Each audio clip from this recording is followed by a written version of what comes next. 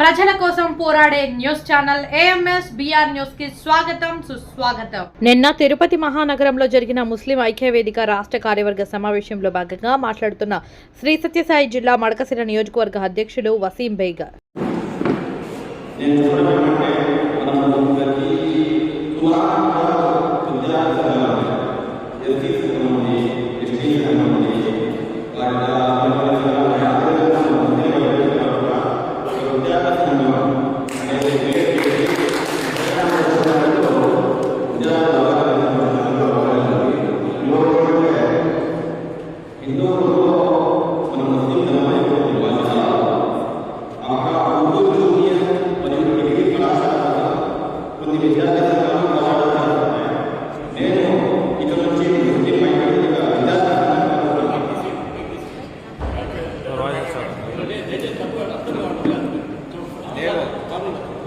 హిందూపురంలో Urdu junior మరియు degree కళాశాల కోసం పోరాటాలు వేరే సంఘాల వాళ్ళు చేస్తున్నారు.